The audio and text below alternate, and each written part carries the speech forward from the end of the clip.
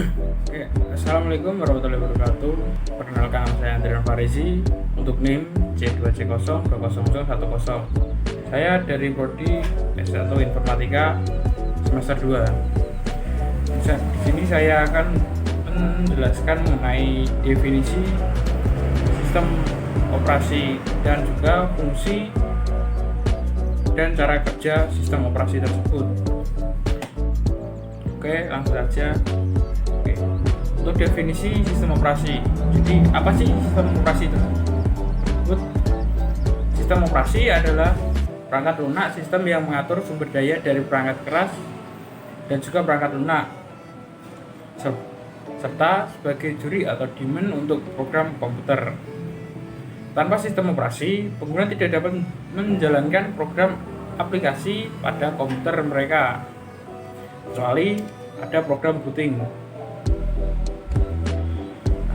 Untuk cara kerja sistem operasi, bisa dipahami dengan jelas bahwa sistem operasi sebenarnya adalah penghubung antara perangkat keras dan perangkat lunak.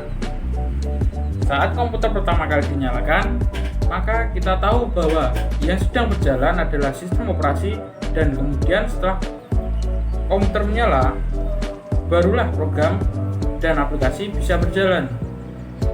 Intinya, sistem operasi atau OS adalah sistem yang berada di lapisan pertama di mana memori hard disk diletakkan. Saat ini, banyak sekali sistem operasi yang dikenal di antara lain seperti Linux, Windows, macOS, dan lain sebagainya. Untuk fungsi sistem operasi sebenarnya ada banyak, dan yang akan saya sebutkan mungkin cuma 7 doang. Yang pertama, menjalankan operasi dasar. Fungsi utama dari sistem operasi adalah menjalankan operasi dasar pada komputer. Sistem ini dinilai sebagai komponen vital yang mendasari kerja perangkat lunak atau software lainnya.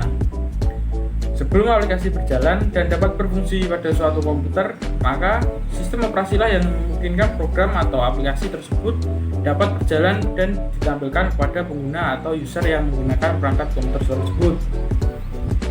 Nah, untuk yang kedua, pada program atau aplikasi. Aplikasi-aplikasi yang ada di komputer memang tersimpan dalam perangkat penyimpanan, akan tetapi sebenarnya aplikasi atau program tersebut berada dalam wadah yang merupakan sistem operasi itu sendiri.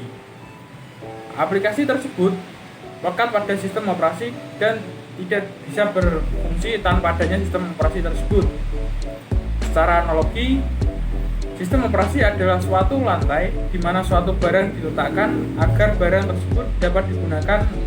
Misalnya, sebuah meja yang diletakkan di atas lantai.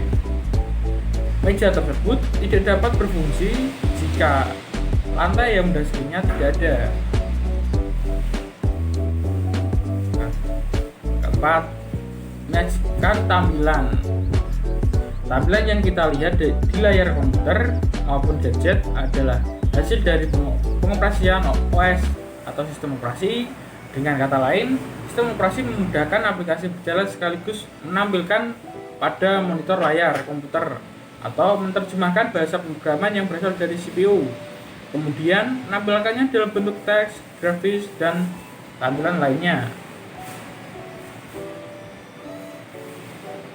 Untuk yang kelima, mengkoordinasi kerja perangkat komputer. Selain mengatur perangkat lunak dan perangkat keras agar terhubung satu sama lain, sistem operasi juga berfungsi mengkoordinasi segala hal dalam komputer, terutama menyusun program yang sifatnya kompleks menjadi lebih sederhana dan berurutan. Untuk yang keenam, mengoptimalkan fungsi perangkat komputer. Fungsi lain dari sistem operasi atau OS adalah mengoptimalkan penggunaan perangkat keras maupun perangkat lunak, misalnya dalam hal mengatur waktu bekerja CPU, panggilan data yang tersimpan dalam memori hard disk, ataupun mengatur waktu yang digunakan untuk koneksi dalam terminal. Mengawasi dan melindungi jalannya suatu fungsi program. Ini adalah fungsi yang terakhir. Sistem operasi memungkinkan user yang memiliki hak untuk mengakses komputer menjalankan suatu program, mengandalkan siapa yang bisa mengakses program tersebut atau yang dikenal sebagai fungsi gatekeeper. Tidak hanya mengendalikan user dalam mengakses sistem atau program, sistem operasi juga mengawasi segala hal yang dilakukan user dalam mengakses sistem program dalam komputer. Semua file yang tersimpan dalam komputer juga dilindungi oleh sistem operasi dan hanya bisa diakses oleh orang yang berhak mengaksesnya. Sekian dari saya, Andreas Farisi. Bila ada kekurangan atau kesalahan dalam pengucapan, mohon maaf. Assalamualaikum warahmatullahi wabarakatuh.